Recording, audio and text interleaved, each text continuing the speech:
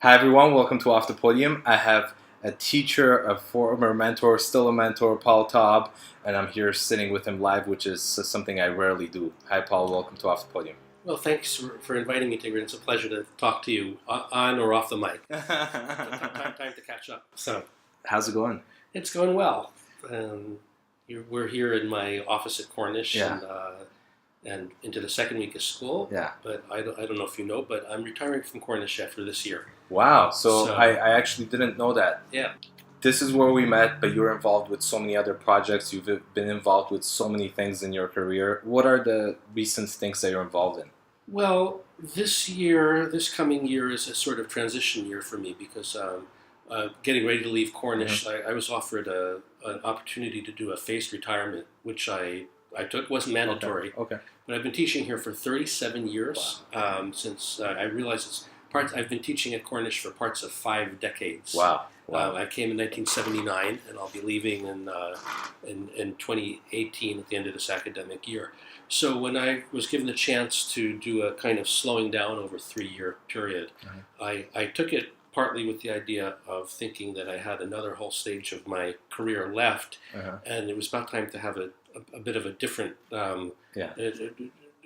a difference for what will be mostly a playing and some teaching, but unaffiliated teaching for however long I feel like doing it. Yeah. So this year I'm working with the Seattle Collaborative Orchestra and the Seattle Modern Orchestra. I'll play a couple of concerts with. I'm teaching at a adult amateur chamber music camp in January and giving in West Seattle, giving a recital along with other colleagues there. I will play Leonard Bernstein's Halil for flute and orchestra in April with Philharmonia Northwest. It's the Bernstein centennial year, so that was a good piece to do as a solo. It's a lesser known piece for flute and orchestra, a one movement piece. And I'll be giving a big retirement concert in the end of March, which will be mostly a chamber music concert, kind of a retrospective. And working with a bunch of people, only one other musician, but people from the Baltic communities in Seattle, celebrating the 100th anniversary of very brief independence of Lithuania, Latvia, and Estonia. And that's 1918. That's 1918, so 2018. So I'm helping to do some musical parts of that celebration because of my background with the Seattle Chamber Players, with the music of that region. Yeah. So that's another big project for me. Well, before we get to the Seattle Chamber Players, you've had such an important career. Seattle and internationally, nationally, as a flutist, especially recognized for contemporary music. What led you to the interest of being interested in performing contemporary music, something that, as young players, sometimes we're not introduced to it, Well, for me, it really is pretty, kind of 2 parts. One was my interest as a teenager in rock music and improvising, and blues especially, but really more to the point was when I was an undergraduate at Rutgers University, 2 of my teachers were kind of in the circle of John Cage in New York from the 50s and the 60s, named Philip Corner and Daniel Good, who are both still alive. They're both in their late 80s or 90. And they introduced me to contemporary music. And it's a little bit like Cornish is, to some extent these days. It was a lot of playing music with teachers at my college in the early 70s. Yeah. So we had a group, and I started to learn about all the different uptown and downtown and Europe and avant-garde and serial and post-serial and postmodern and all that stuff. And it was an interest that really never went away. So a lot was from those 2 teachers. That was the first stages of it. But you've also had brief or maybe long-term studies. I don't know because I couldn't find out that information. But with renowned teachers who we consider just great, masters of flute. Do you want to talk about some of your teachers? And I won't mention names, but you can. Yeah, sure. No, I had really wonderful teachers. And actually, another thing I want to talk about later, if there's time, is the Seattle Flute Society. Okay. But some of my teachers, I was able to bring to Seattle in the 1980s when I was involved with the Seattle Flute Society. But not all of my teachers, but most of them did play contemporary music. But they all had mixtures of repertoire. But I studied with not a very well-known teacher in college named James Scott, who was very influential and who I still have some contact with. But my famous teachers were Sam Barron, who I was with a year after I graduated from Rutgers, Carl Kraber. I studied with Michel Debost, great French flutist, before he moved to the States, a kind of a junior year abroad. And then one of my most influential teachers after I had a bit more experience were Marcel Moyse, who didn't play contemporary music. He played contemporary music of his time when he was young, like Ibert and Martineau and so forth. But and Robert Aitken became a kind of a mentor and a friend. I never technically studied with him as a private student. I didn't meet him until I was finished with my master's, but he became a major mentor and influence on me, both with contemporary music and his approach to incorporating it into his career as part of what he did, and just generally good flute playing. And also one other I shouldn't forget was David Shostak, who I studied with at Cal Arts, where I was able to continue my interest in contemporary music. I went there because it was known for its contemporary music program. I did that after I finished with Rutgers. And David Shostak, he just recently retired from LA Chamber Orchestra. That's right, yeah. And the reason why I know, well, he's a known figure in LA and I lived there, but David Shostak also was teaching at Cal State University Northridge when I was a student there. When you started your master's, your master's in conducting. So David left Cal Arts after a while, but that's where I studied with him. At Cal Arts. You mentioned Seattle Flute Society. You have a long-term you've been a long-time member, and you've had a relationship with them both as a president before, but now again as a president, correct? Yeah. Okay. Yeah. Tell us a little bit. Sure. I was president in the mid-'80s for 3 years. I had to go back and look at the archives for that because I didn't remember. I thought I was the second president. It turned out I was the fifth president. Okay. I think I might have been the second vice president. So I was asked to run, or to be a candidate for this job a number of times in the last few years, and I always said no. But with the retirement from Cornish, I thought this would be a very good time for me to make the time to do it. I also have a lot of experience now of having served on the board of trustees of the or board of directors of the National Flute Association. I'm just leaving a 2-year position as secretary and a member of the executive committee. So I have some recent first-hand experience about what it's like to run an organization like that, and I thought that would also be helpful with the Seattle Flute Society.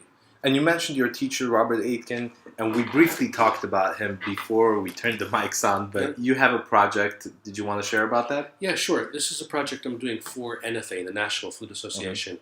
Through NFA has a pretty long-standing project of oral histories, and I've done 2 before. I did one of Felix Gavranik, who taught at UW for many years until he died kind of unexpectedly about maybe 8 years ago. And I did another one. Maybe you know Gretel Shanley, because she's from Southern California. No, I don't. So we're doing oral histories of all the people who have won Lifetime Achievement Awards from NFA, which Bob won his about 10 or 12 years ago.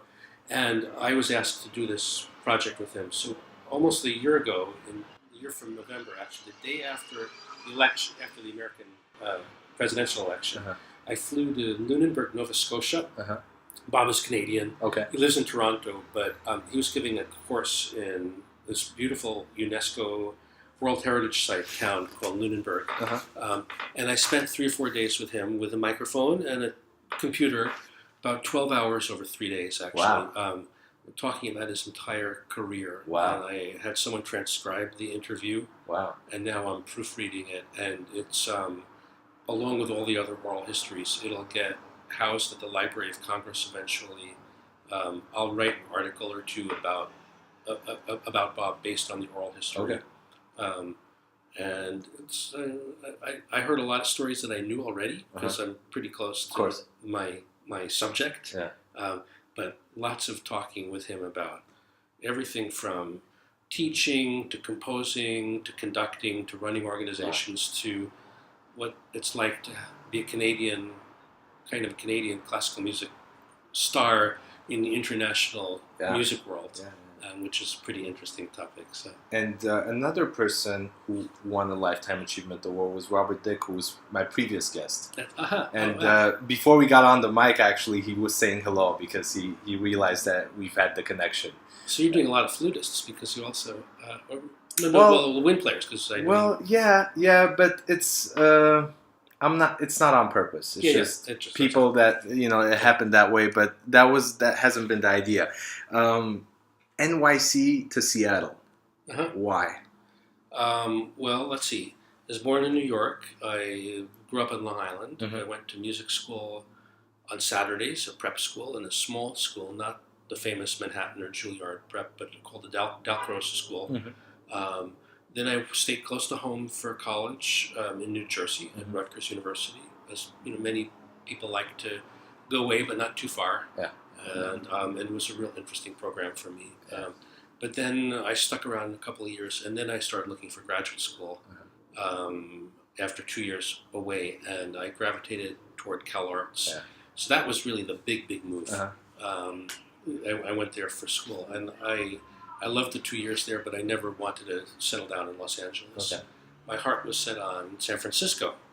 So I went there for a year, and the short story is I moved to Seattle when my girlfriend got a job in the Seattle Symphony, and I was out of the blue offered her a job at Cornish during a kind of push the reset button period of Cornish history now in the music department.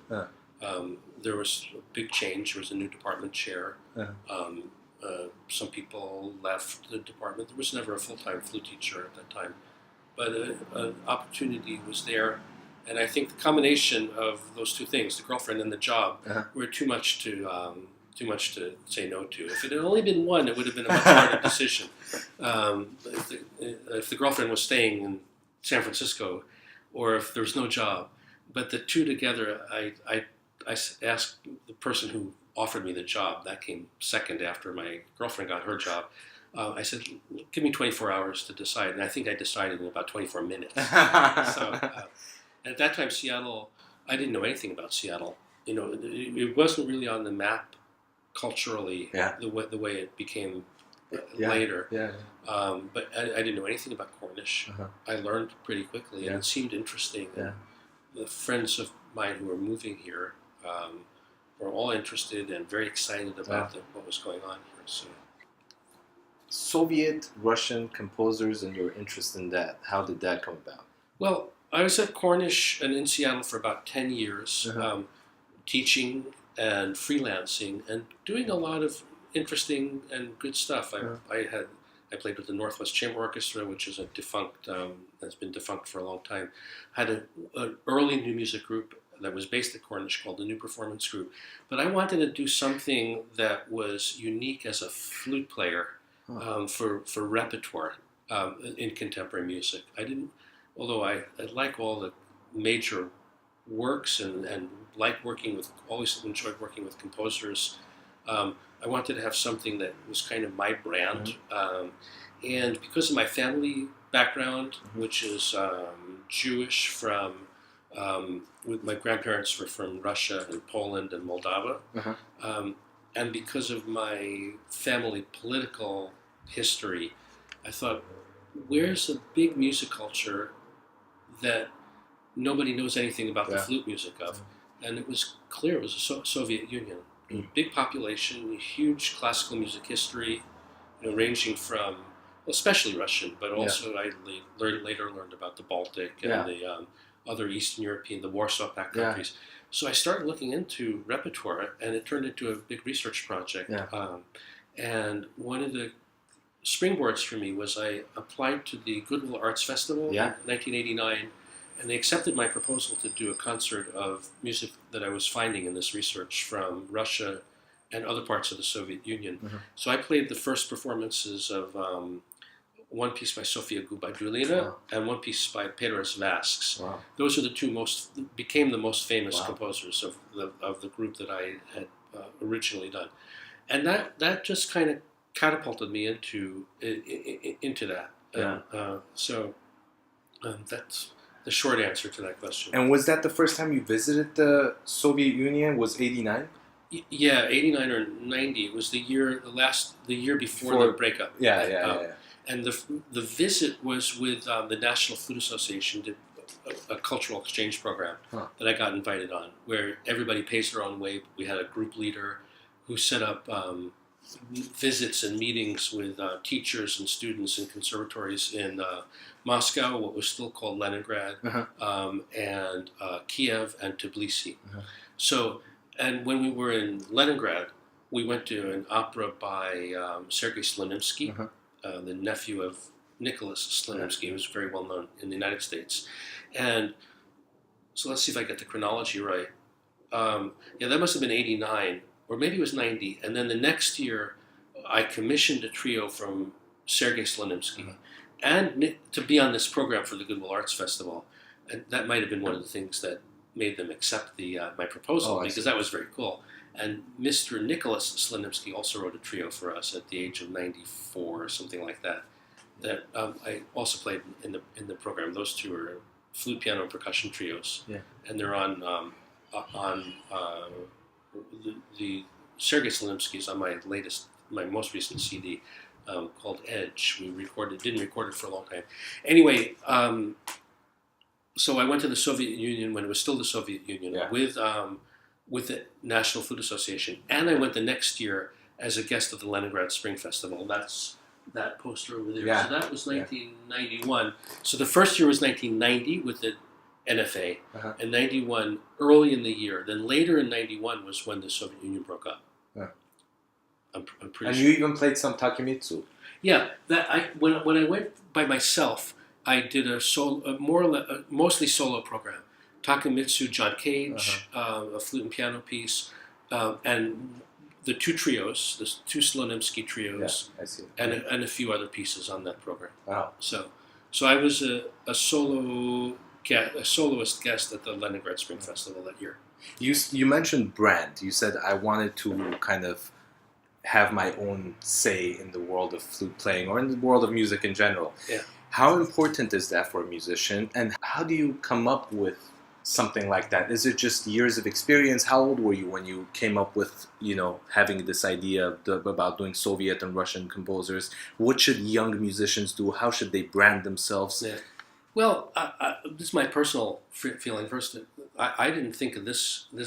I've never called it a brand before, so I really don't think of it as a brand. I just was trying to use some kind of common terminology. It was really more to have a very singular identity, or an identity with a specialty. I wanted to have a specialty that nobody else. Well, I knew lots of flutists by the time I went for the Soviet music. And I was already about 36 or 38 when I decided to go into that. Okay. When I moved to Cornish, I was already in my kind of late 20s, 27, 28. And it took about 10 years to come up with this idea. I was already kind of marketing myself or promoting myself, doing contemporary music. Like that program there, I did a lot of solo programs of Takemitsu and Vasks. I incorporated that solo piece. And other unaccompanied pieces, and I was doing recitals of that repertoire. But a lot of people are playing that music. So Robert Aitken pieces. Robert Aitken was a kind of a model for me. Robert Aitken in a different way, because he was mostly playing his own music on his recitals. Robert Aitken was doing varied programs of unaccompanied flute, and I was doing a bit of that by the time I decided to do the Soviet stuff.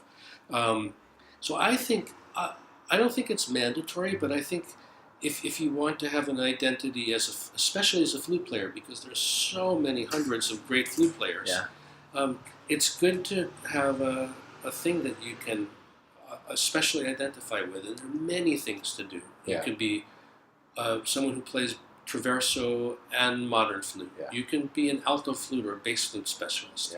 You can play music from many number of special repertoire areas. Women composers of the 19th century, music from the Caucasus, music by very young composers, music by older or deceased composers that are historical, but not too many people know about them, like hidden gems. Yeah, of course. you can specialize in quarter tone music. Yeah. In music that involves improvisation. Yeah. That's your own music. Yeah. So many different things, and if you get I saw a couple of performances at NFA by a flutist named Zadie Lawler, where she dances and plays at the same time. Wow! So she plays upside down and sideways, and she plays repertoire by other composers. But you could do that and play your own music. And so she's really making a name for herself, and that's her shtick. And one thing that I don't know maybe about you, but do you compose, Paul? No, I don't compose. I improvise. Never tried? But I composed through college, and I actually have one piece that I like from college. But I know one of your other people you've interviewed, James, talks about doubling on clarinet and composing. And I don't mean to speak for him. I double on flute, piccolo, alto flute, and bass flute. James doesn't play very much bass clarinet. He says one double as a composer and improviser, that's enough. So, no, I don't compose, and I have so much respect for people who do perform actively and compose. But that's just not the direction that I chose to go into. It's a different kind of discipline, and that's not where my energy went when I decided to do what I do. And you do improvise. Yeah. How important is it to improvise, and why isn't improvising? I'm not generalizing, but why isn't improvising more a part of the curriculum at music colleges? Yeah. Well, I don't practice improvisation the way that some people do, who like Robert. Just speaking only of flutists, for Robert Dick, it's a totally essential part of his musical identity. If you look at the 3 or 4 sentences that he would use to describe himself, flutist, improviser, composer, I don't know which order and that's not been as central a part of my musical life. But I love to do it. I love having opportunities to improvise. I do it pretty well. I would do it better if I was always in an environment where I improvised every day or had a group that I played with. It really should be more a part of music education, and Cornish is really hoping to take it that way, and I'm behind that. I think that's really important. So how does it feel? I mean, after 37 years, going on to a different phase in your life, what are your feelings? Well, it was when I was offered this opportunity to phase out at Cornish. I don't need to talk about all the details about how it worked with my paycheck and so forth. Of course. But it was completely voluntary. So the big advantages, the pluses for me were that my wife is already retired, so we can have a schedule that, one of my passions is traveling, and I only have been able to travel professionally in the school year. Never for fun. And I have, especially with Seattle Chamber Players, which we'll talk about a little bit. But in this October, we're going to go to Vermont when the leaves are changing. And I want to be able to do more of that at this point in my life. So that was a big attraction. I'm not really answering how it feels. How it feels, it's very exciting. And for music, it's exciting because I have to continue. I have to do more of creating opportunities for myself.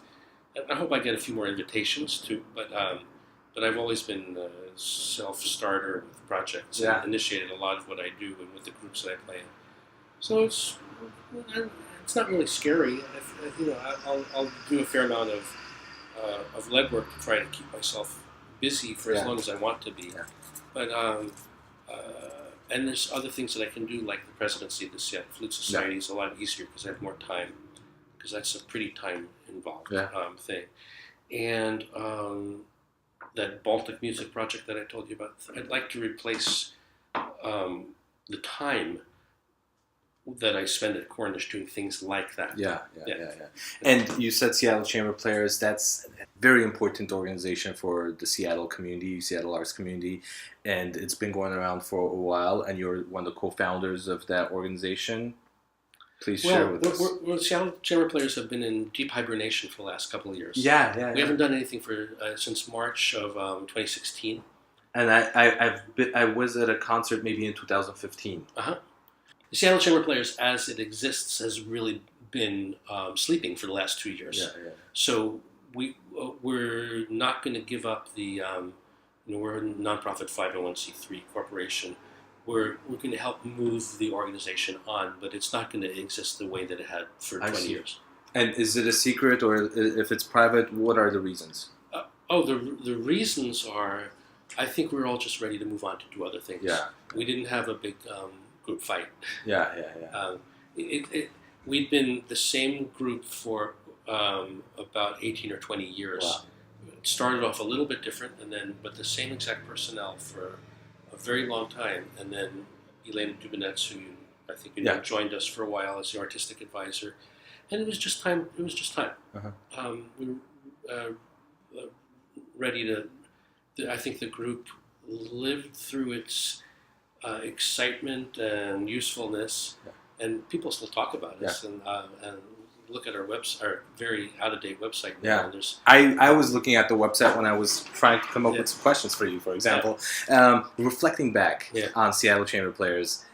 And I know it's tough to do this, and every person I talk to on this podcast says, "Oh, well, that's a very broad question. What are some memories? What are some things that you're very proud of that you did with that group? Travels. I know you've traveled a lot with that group. Maybe some travels, maybe some recordings, maybe some performances. What are some memorable moments?" I'll answer that, but I do want to say the Seattle Chamber Players are going to play on my retirement concert. Wow. So it would play one piece that we had commissioned about 8 or 9 years ago. So that'll be the first time that we play together in over 2 years. Wow. I'm really excited about that. Everybody said, of course I'll play. I asked them individually. They said, of course I'll play. What an honor to play. And, I thought everybody would say yes, but I wasn't absolutely sure. Yeah. So I picked a date that I knew they would be free. Yeah. We did. We toured. We went to Russia 3 times and to a lot of other countries in Eastern Europe. So the touring was one of our favorite things. That's best memories. We played at the Warsaw Autumn Festival twice, and we recorded in Warsaw with Agata Zubel. That was a highlight. We also went to China, and we went to Costa Rica, and we played in Italy, and so the travel. We were at our best when we were traveling with each other. We gave good concerts. So those were among the highlights. Working on Piazzolla opera, Marie de Buenos Aires. We played twice in Seattle and once in Moscow. That was amazing. Those were some of the most successful concerts. We had over 100 commissions. Our Icebreaker festivals, which we did, we had six or seven festivals, Icebreaker 1 through 6, with the different themes and bringing all the composers and the musicologists here to work with us on a very high level. Working with Elena Dubinets for 7 or 8 years was amazing learning experience, and she brought so much to the group. Our 10 Minutes of Fame with a huge article in the New York Times about our second Icebreaker Festival, which was the Baltic Festival. That was pretty fun to wake up and see our picture in the art section of the New York Times one Sunday. Got a lot of calls about that. So those were all pretty great. And for me, memorable ones were obviously, the guests who know I always talk about my Armenian background. There was a couple of composers that come to mind right away. That's Tigran Mansourian, who was invited here, and I met him here in Seattle. I met him first time in LA, but second time here in Seattle. For Seattle Chamber Players, and also Artur Avanesov, who was on your latest recording, The Edge, right? And so those were the 2 Armenian ones that come to mind for me for Seattle Chamber Players. That Icebreaker Festival is the Caucasus, and we kind of expanded. We didn't just think of Armenia, Georgia, and Azerbaijan, but we included every country that had some edge on the Caucasus Mountains. So we had Iran and Turkey, and it was, I remember we were a little worried about what's going to happen when all the composers and guests get in one room, but of course we knew that the music really breaks down those it's interesting, borders. Isn't it? Yeah. So, to kind of break away from music a little bit, pastime activities, things that you do when you're not doing music. Well, traveling. Although a lot of my travel has been for music, but I love traveling just for exploring. So with my wife, I've been to Turkey, not to Armenia yet, but Turkey and all over Western Europe, and we just did a regional vacation up to northern part of the inland, the Salish Sea up northern Vancouver Island and west coast of Vancouver Island, and we're going to Vermont. And so traveling, gardening, cooking, I think those are probably the three things. And baseball a little bit. I like going to baseball games once in a while. So that's one thing I didn't know. Bicycle riding. I saw that in your office. Yeah, amazing. Yeah. You know, one thing that always comes up and one thing that frustrates me sometimes is when I go to some of these new contemporary music concerts, I see the hall is not full. The space is not full. What can we do to get more audiences interested in contemporary music? Yeah. But also, is there something that we're not doing right for them not to show up? Because the music is amazing. I see some of the performers, absolutely fantastic performers, great music, but not many people showing up. And that's not just a Seattle thing. That happens everywhere. Well, I don't have a good answer for that. That's the question of every year for the music world. But what Seattle Chamber Players' biggest successes were when we involved the community in different ways. So when we had the Caucasus Icebreaker Festival, we reached out to the Armenian and the Georgian and I don't know if there is very much of an Azerbaijani community here, but Turkish, and asked people to help with the hosting of our guests and so forth. So that was always a great way. And the work that I'm doing this coming year with the Baltic community, I know that the people who are organizing this have really deep roots in the churches and the community centers. So hopefully that'll get people out to the part of the celebration that I'm involved with. Yeah. And then Seattle Symphony is such a great model with their Untitled series, with the 10 o'clock series. So, you know, when the first concert I'm organizing for the Seattle Flute Society has a fair amount of contemporary music in it, not by my programming, but it's by what the players wanted to play. And I'm putting it back to the players to reach out to their networks, to try to invite their friends to come to this. I'm expecting we'll get a good crowd at Breachman Auditorium. So. Going back and thinking about when you started flute, what was one of those turning points, or maybe there wasn't, you always knew that you were going to be a flute player or a musician? What was a turning point for you to realize that you really wanted to play the flute? Well, I never really knew exactly why I wanted to start. I just knew that I wanted to when I was a child, but I can think of two major, one that was just a single moment and one that was over a couple of years. But Paul used to give 3 concerts a year at Carnegie Hall. One was with keyboard, sometimes with piano, sometimes with harpsichord. One was with orchestra, and one was something else, like with a string quartet or with another flutist. I went to a lot of those concerts when I was in high school and into my first couple of years of college. He did it annually. So that left a huge impression on me. And then when I was a sophomore in college, Michel Debost came and gave an all-French 20th century recital at my college of flute and piano. And keep in mind that only 2/3 of the 20th century had gone by so far. So the music went up to the Poulenc Sonata and the Messiaen Merle Noir. There's nothing more contemporary than that. But those were fairly new pieces at the time. They were only 20 years old or so, or a little bit less for Poulenc Sonata. Well, it's hard to imagine. But he also played Jolivet and Debussy and that his playing just blew me away, and I fell in love with the repertoire. I knew some of it, but I didn't know all of that yet. And that's what made me want to go and study with him. And hearing that kind of playing, so much of it in those couple of years. And then when I went to France to study with Debost, the flute players of his generation, there were so many of them playing a lot of concerts. Nicolet, Marion, Larrieux, Rampal played all the time in Paris. I went to flute concerts probably two times a month at least. Wow. Of the the best players in the world. Wow. I mean, the best. There were lots of great American players, Of course. but these guys were in their prime, and their concerts were sold out. It was almost all standard repertoire. I didn't go to a lot of contemporary music concerts in Paris that year, but it was really inspirational. Yeah. So, and this is something that that you might know. You know, we had Jean-Pierre Rampal as a flutist he had an international career, and then we had James Galway, who has an international career. Who's after those guys that plays internationally around the world that you know? Because I don't. Yeah, there's a couple of French flutists. There, a lot of flutists now are hooking their solo work to orchestral jobs like. Emmanuel Pahoud. Yeah, Pahoud, for example. Yeah. So I think Pahoud is to some extent the heir of Rampal. Yeah.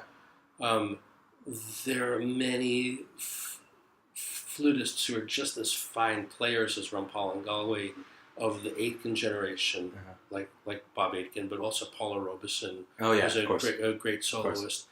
But these, Galway and Rampal, I don't think anybody has quite the career that the two of them had. Galway was a great TV personality. Yeah, of course. So he'd be on Sesame Street and Dick Cavett and so kind of a combination of his personality and the great flute playing. I think were a very winning combination for him. Yeah. And Rampal was one of a kind. I mean, he, I think Rampal maybe even more than Galway, partly because he started earlier. Yeah. Really made it seem like having a solo career was possible. Yeah. I just wish I saw more flute players on the international scene touring. Maybe it's a flute player thing, but also just because I just wish there were a variety of instruments. Yeah. Because we could always, any month we could go, if you're in a major city, or even if you're not in a major city, watch a solo pianist, a cellist or a pianist or a violinist, but not other instruments. But as a conductor, if you're going to plan your season of soloists, of course. You're also thinking about repertoire. Yeah. So Mozart has how many piano concertos? Yeah, of course. And how many violin concertos? Of course. And 2 flute concertos, one of which is a transposition of oboe concerto. And no Beethoven concerto, no Brahms concerto. Yeah. So you have to look at the 20th century repertoire. Yeah. The Baroque to some extent, but how many Vivaldi piccolo concertos can you program in one decade? Yeah.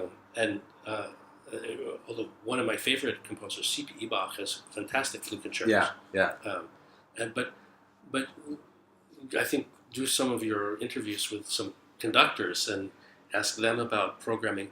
And I wouldn't say strictly flute, but woodwinds. Have at least a couple of woodwind soloists a year. That doesn't happen in the big orchestras, including Seattle Symphony.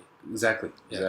Well, you've had a long career. What inspires you to wake up every morning and be so passionate and energetic about making music and having your career in music? Well, I still love to play. Yeah. I love doing projects. Yeah. I like working on my sound. Yeah. I like learning music, although I like playing stuff that I know already as well. So, but I still pick up new pieces. I just played an alto flute solo by a composer named Peter Brun, who's Danish, who I met through Seattle Chamber Players Project when we did a Baltic Sea or a North Sea icebreaker festival, and the great alto flute solo that I'll play again in Seattle in January. So I'm glad to still have the drive and energy to do that. Yeah. Well, Paul, it's been a pleasure. What do we miss? I mean, I'm sure there's a lot of things to talk about. Well, let me tell you about my retirement concert. Oh yeah, of course. Okay. So I decided, since my identification has mostly been playing chamber music, since I've never been an orchestral player. And I've done a fair amount of solo recital work. My passion has always been playing in small ensembles. So I've invited 3 groups that I've played with. One's an ongoing group, is the Iwo Flute Quartet, which I play with colleagues from Portland, Moscow, Idaho, and Tacoma. Okay. And we'll play a piece of Angelique Potit that we've played before. The Seattle Chamber Players, I mentioned, will play a piece that we commissioned by Alexandra Gardner, who coincidentally, I didn't know about this until after I programmed it, will be composer in residence for the Seattle Symphony this year.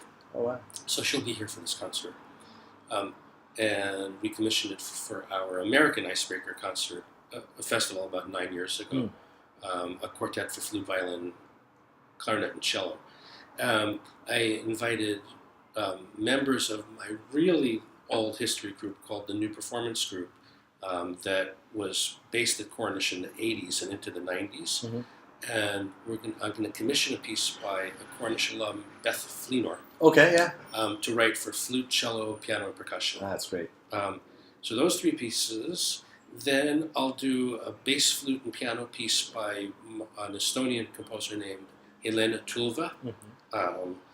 That kind of represents my work with Eastern European composers. I'll play 2 more pieces. One with Jovino Santos Neto, the Brazilian pianist and composer who I do recitals with once in a while. Yeah. A piece that he wrote and dedicated to me called Sertão Carioca. Mm-hmm. Really great Brazilian style piece. And finally, kind of in recognition of my many years of work with Cornish composers, a piece by Bernd Herbelsheimer, a colleague who died 2 years ago, who I commissioned an alto flute solo from him in 1999 for my first CD. So that's the program. Each piece is a great piece, and each one has a special reason for being on the program. Yeah, Bernd and for Bernd Herbelsheimer, who, for those who don't know, he was a chamber music coach of mine when I was a student at Cornish. We kept in touch through the years, and when I moved back to Seattle in 2013, I emailed him. I said, "Hey, I'm back in town. Would love to see you if you have time." And we met the next day. Oh, great! So I still have the emails, and when I heard about his passing, I went back and I read all the emails I had with him. Wonderful composer. Thank you so much, Paul. Anything else that you want to talk about? No, I think I'm probably talked out. Well, thank you so much. It's been a pleasure. It's been a pleasure talking to you, Tigran. We'll nice hopefully have you back on at some point. Great. Maybe after you're done with all the projects this year. But I'll just be planning the ones for next year. Thank you so much.